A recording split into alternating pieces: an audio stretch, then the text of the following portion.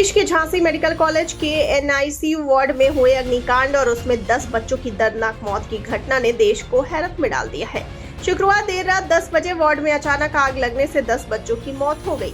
आग लगने की वजह ऑक्सीजन कंसंट्रेटर में स्पार्किंग बताई जा रही है, जिससे विस्फोट हो गया और पूरे वार्ड में आग फैल गई। मरने वाले सभी बच्चे इंक्यूबेटर में थे। कई बच्चों को बचा भी लिया गया, लेकिन एनआईसीयू जैसे संवेदनशील वार्ड की सुरक्षा व्यवस्था पर भी सवाल उठते हैं, जो जांच का एक गंभीर विषय होगा। आइए जानते हैं कि एनआईसीयू में ये इंक्यूबेटर क्या होता है और नवजात शिशुओं के लिए ये क्यों जरूरी होता है। आपको बता दें कि अस्पताल में शिशुओं का जन्म कई बार असामान्य स्थिति में हो जाता है। उनका जन्म निर्धारित समय से पहले हो जाता है और वे मां के गर्भ के वातावरण का सामना करने के लिए तैयार नहीं होते हैं। ऐसे में उनकी देखभाल के लिए खास तरह के वातावरण की जरूरत होती है। इसीलिए एक ऐसे कृत्रिम उपकरण की जरूरत होती है जो उनके आसपास उनके अनुकूल माहौल दे सके, जिसमें पर्याप्त तापमान और ऑक्सीजन आदि बनी रह सके। आइए जानते हैं क्या होता है यह इंक्यूबेटर। तो इंक्यूबेटर को शिशुओं के रहने के लिए ऐसे ही सुरक्षित, नियंत्रित स्थान प्रदान करने के लिए डिजाइन किया गया है। ऐसा खास तौर से प्री मैच्योर डिलीवरी वाले बच्चों के लिए जरूरी हो जाता है, जबकि उनके महत्वपूर्ण अंग विकसित हो रहे होते हैं। एक साधारण पालने के विपरीत एक इंक्यूबेटर एक ऐसा वातावरण प्रदान करता है जिसे आदर्श तापमान के साथ साथ ऑक्सीजन, आर्द्रता और प्रकाश की सही मात्रा प्रदान की जा सके और जरूरत पड़ने पर उसमें बदलाव भी किया जा सके। जाहिर है इसके लिए अलग से वार्ड बनाने की जरूरत होती है, जो सामान्य आईसीयू से कुछ ज्यादा सुविधाओं वाला होता है, जिसे न्यूनेटल इंटेंसिव केयर यूनिट यानी एनआईसीयू कहते हैं। एनआईसीयू खास तौर से ऐसे तैयार किया जा सकता है जिससे इंक्यूबेटर का संचालन आसान हो सके। झांसी मेडिकल कॉलेज के एनआईसीयू में ही आग लग गई थी।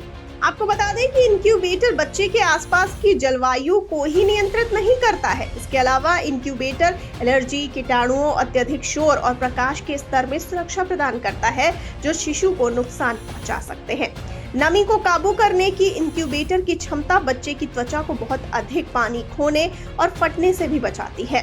साथ ही इंक्यूबेटर में बच्चे के तापमान और हृदय गति सहित कई चीजों को ट्रैक करने के लिए उपकरण शामिल हो सकते हैं। यह निगरानी नर्सों और डॉक्टरों को लगातार बच्चे की स्वास्थ्य स्थिति पर नजर रखने की मौका देती है, लेकिन साथ ही बच्चों को दवा देने, इंजेक्शन देने या ड्रिप देने को सटीक और सरल बनाता है। आइए अब जान लेते हैं कितने तरह के होते हैं ये इंक्यूबेटर। तो जरूरत के मुताबिक 3 प्रमुख कारण के इंक्यूबेटर मिलते हैं: ओपन इंक्यूबेटर, क्लोज्ड इंक्यूबेटर और ट्रांसपोर्ट इंक्यूबेटर। हर एक को अलग अलग फायदे और सीमाओं के साथ थोड़ा अलग तरीके से डिजाइन किया गया है। ओपन इंक्यूबेटर का खास मकसद शिशु को सही और आसपास से अधिक तापमान देना होता है, जिसमें ऊष्मा का आदान प्रदान करने के लिए इसे खुला रखा जाता है। पर अलग नमी और संक्रमण के लिहाज से वायु संचार ज्यादा नियंत्रित करने की जरूरत हो, खुले इंक्यूबेटर का विकल्प अपनाया जाता है। इनका सही मायने में अपना एक सूक्ष्म वातावरण होता है। इसमें गर्म हवा को नियंत्रित संचार किया जाता है।